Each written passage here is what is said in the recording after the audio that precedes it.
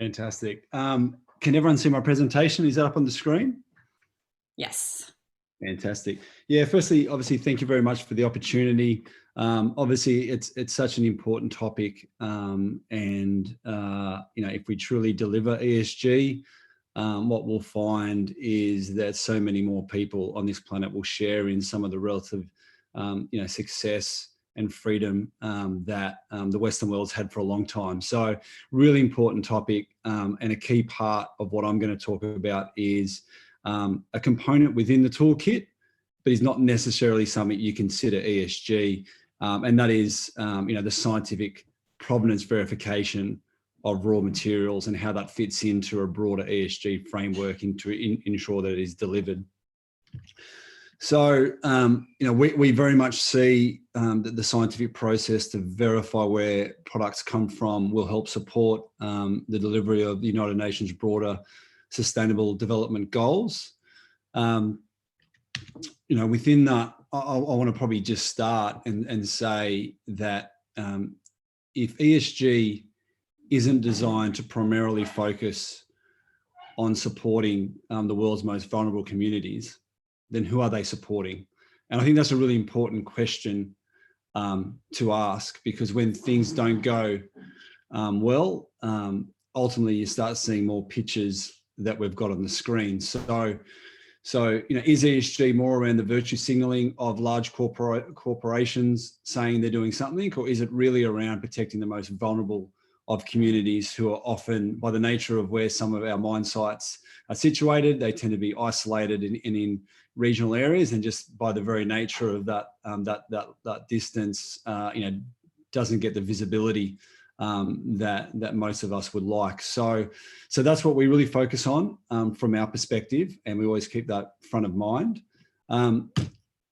When we get into the details of why verifying provenance raw materials is integral to ESG, it might be good just to walk through a very simple process flow of how an ESG program gets rolled out. So we start down the bottom of the screen at one, which is an ESG standard. Source Certain as an organisation doesn't get involved in what that ESG standard should ultimately deliver. Those rules and expectations we think will evolve over time. For example, the expectation of Indigenous employment within a mine site in Australia might be very different to one in Canada. The emphasis that we put on levels of diversity at corporate management may be very different in 10 years to what we have now. And so what we do know is the expectations of what the ESG standards will change over time. So our role at Source Certain isn't to influence that, because that's ultimately something to be influenced by the consumers, the businesses and the industries. But ultimately there will be an ESG standard across various certification bodies. And our job is to help make sure that ESG standard gets delivered. So you start with the standard, you're then auditing a mine site against that standard. So that's the second part of the process flow that we get to now. And then thirdly, we ultimately get a product or a series of products, whether they're raw materials or products that have been processed from those raw materials, that are carrying an ESG claim to the consumer. And so that's your standard ESG model. There's a standard, you're auditing the standard to the mine site, and then there's products that enter the market with those ESG claims.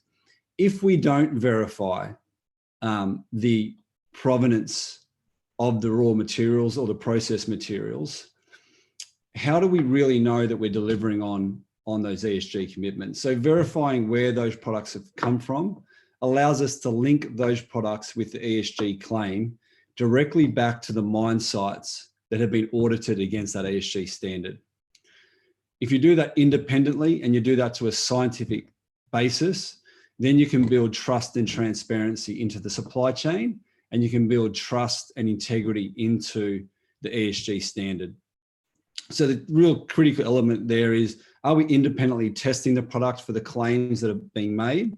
And the claim being made here that this product has come from a specific mine site that is audited to a specific ESG standard. And then if we can do that, ultimately we're going to ensure that those ESG standards that are being rigorously upheld by the third-party audit process are actually being delivered in the products that we're actually consuming. And so independent and scientific are key elements within that process. So that's why we believe that the verifying the origin or the provenance of raw materials is absolutely critical in delivering ESG commitments. So if we go down one, what happens if we don't? And so we go through the exact same process flow. We've got a great ESG standard. We're auditing the mine sites to that standard. Products are then produced that have been sold into the market with ESG claims. But if we don't independently verify the origin claims of those materials, how do we know where it came from? There's no large corporation that's going to make a claim today that says their products aren't ethical and unsustainable. So, and they're all going to sort of reference they're working to some form of standard, because if they don't, they won't have a social license to operate. So everyone is making some form of claim that they're making, delivery of consumer expectations around those ESG standards. But without independently verifying where those products come from, there's a question: where did it come from? Did it come from a mine site that have slaves in it? The fact is, if you don't verify the origins, well, then how do you know? And that's a real point of contention with some existing global standards that were very good at auditing to an ESG standard, but weren't very good at verifying that the products that come through and carry their certification to the market have actually come from those claimed sources. As a result, what we've seen probably over the last 10 years and probably more acutely over the last few years is some real pressure on some of the existing industry bodies and some of the existing global standards. And so here's just a bit of a snapshot around, some very prominent and public criticisms of the LBMA from the various, NGOs and other organisations that have been pushing more ethical, sustainable sourcing within that sector. And ultimately, they've been very critical because, the more that you dive into the details, the more that it allows certain gold refiners just to say, hey, we've done a bit of work, but we're not going to tell you where our gold comes from. So now, if you don't know where your gold comes from, quite simply, how do you know that it's sustainable and ethical? You can't marry those two things. Either you know where the sources of the gold come from, and then you audit those sites to a specific standard. But if you don't know, yeah, sure, you can make the claim that you're ethically and sustainably sourcing your gold, but in reality, it's nothing but virtue signaling. And as a result, there's immense pressure on the gold industry at the moment. Then we can dovetail into the similar pressures that are on the natural grown diamond industry.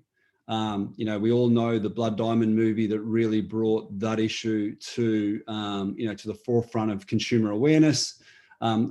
At the same time, the Kimberley protocols, Kimberley process was being worked on. And the real questions we need to ask: did that deliver transparency within the diamond supply chains? Now, you can buy a $50 shirt or a $50 dress from your local shop, and it will tell you it came from England or India or the US. But you can buy a $20,000 diamond that's going to be with your family for the rest of your life, that's going to signify the love you have for your partner. But for some reason, they can't tell you where that diamond came from. So it hasn't delivered the transparency within the natural grown diamond supply chain. As a result, you've seen once again some very prominent NGOs be heavily critical of the Kimberley process. You've seen large retailers like Pandora recently make the announcement that they're no longer going to be utilising and using natural grown diamonds in their product suite, and will be exclusively using lab grown diamonds. So consumers are making a difference. Some businesses are reacting. There are many businesses that are trying to do the right thing, but are just struggling to get the information on the ultimate sources of their product.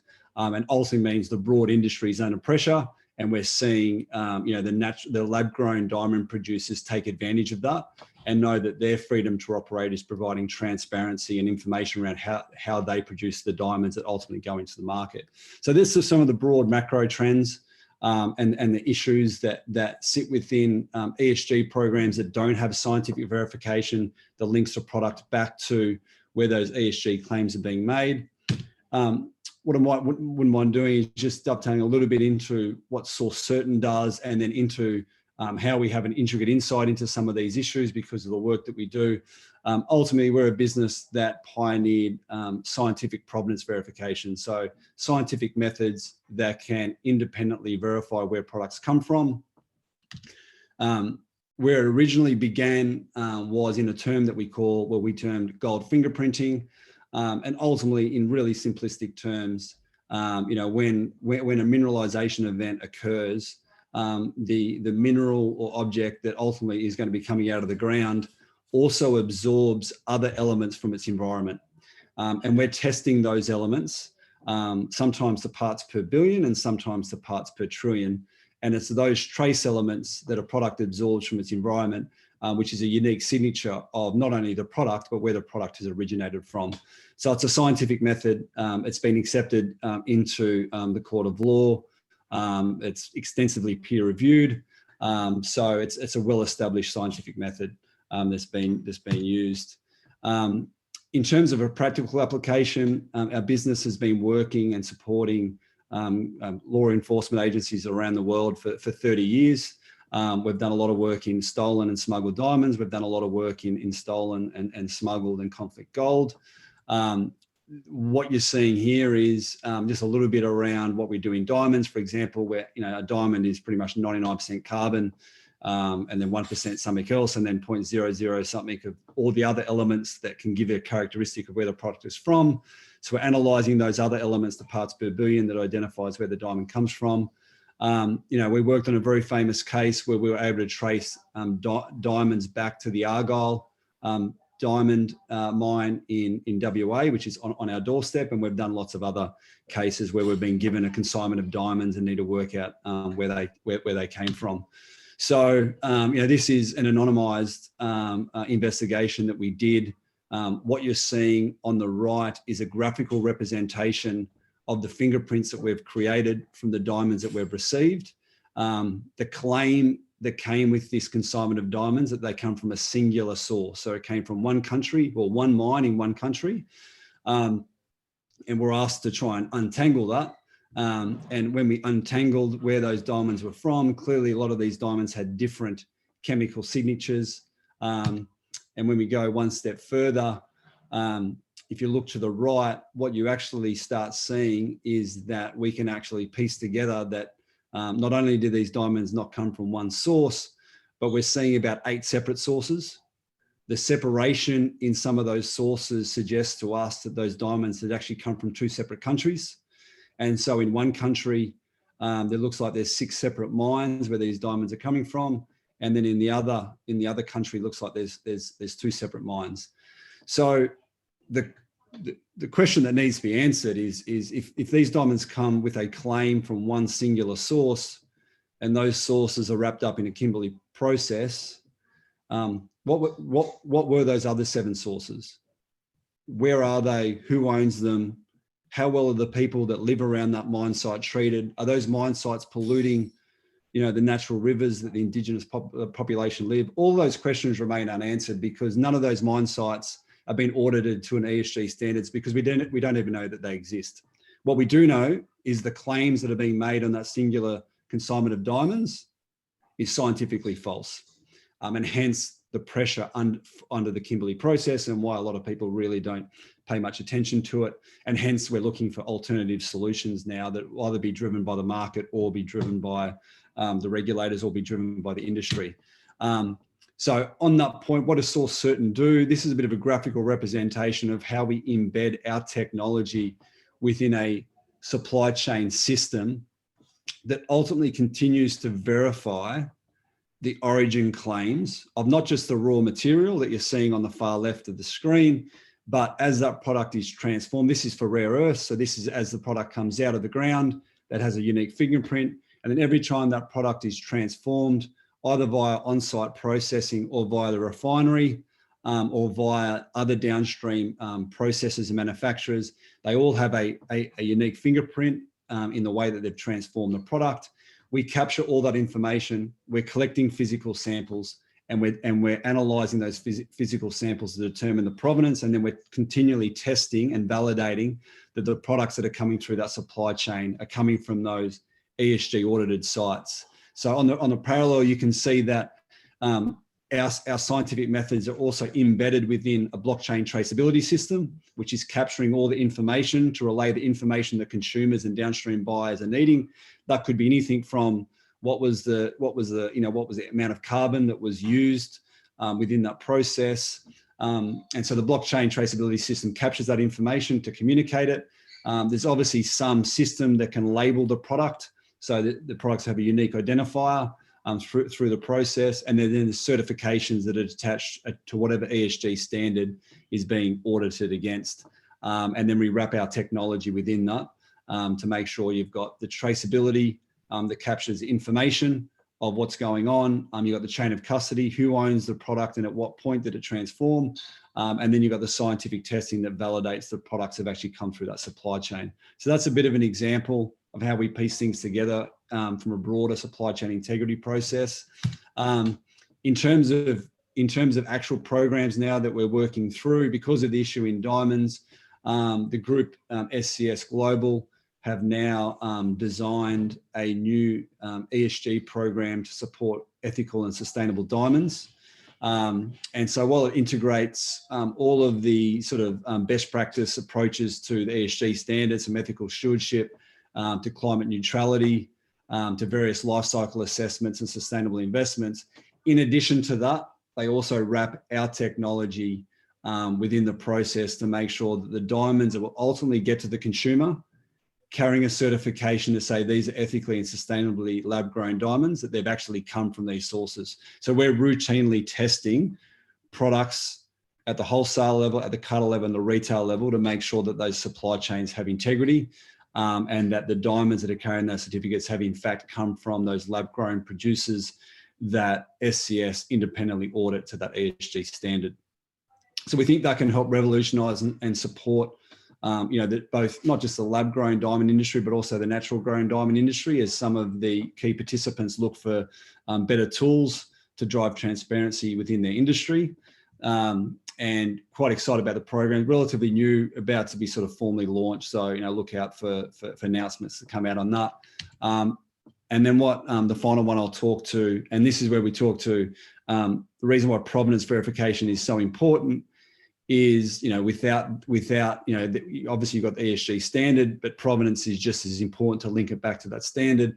In this example, USA Rare Earth is a United States business that's about to build a value chain within the United States that vertically integrates rare earth and other products into batteries and magnets that are used in electronic vehicles and renewable energy systems.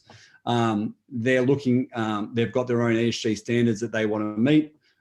They're also now looking for a third-party certification or ESG global group to validate that against.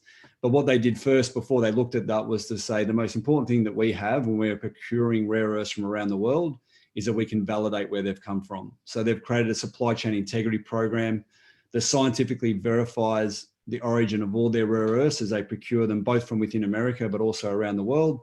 And then they'll then look at the same time what ESG standards or certification body is aligned to into the type of standards they're trying to meet. So this is where the supply chain integrity and provenance verification component actually sat in front of the ESG standard, and the reason that rare earth was able to do that because they're not yet in production. So I'll probably stop there. That probably gives people enough indication around what we do and some of the challenges that we're all working towards to fix. So yeah, happy to take questions.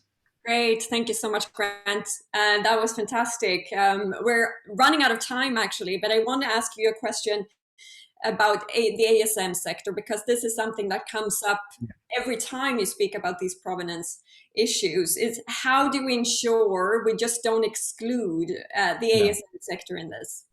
Yeah, look, I think it's a great question. We think most importantly, what scientific provenance verification can do is to cost effectively validate chain of custody information. So, traditional methods are very paper-based, lots of sort of independent audits, but no scientific testing makes delivering chain of custody under a paper-based audit method quite expensive. Our technology is, one is scientific, but it's also very, very scalable. And so we think we can help validate chain of custody information in a much more cost-effective way. And therefore, it's more cost-effective for artisanal miners to be supported in this program. You know, the less cost of compliance to deliver to a standard, you know, the ease it is for artisanal miners to support. So we see this as a tool for inclusion and absolutely not exclusion. We're giving now, you know, people procuring these materials a more cost-effective tool to safely go in and procure materials from artisanal miners. Thank you. Sarah, you look like you have a question. No, just to say thank you so much for this, Grant, and just to make it really well aware that you know, there are many different tools and techniques and etc. that are out there. And Grant, I think your case studies that you gave us at the beginning of your talk were absolutely brilliant. And just to make sure that we are sharing as many different tools and techniques, different companies that do all of this as possible, which is brilliant. But do feel free, of course, to go and check out Source Certain. But there are lots of different avenues into this as well. But that's absolutely brilliant, Grant. Thank you so much. Thank you.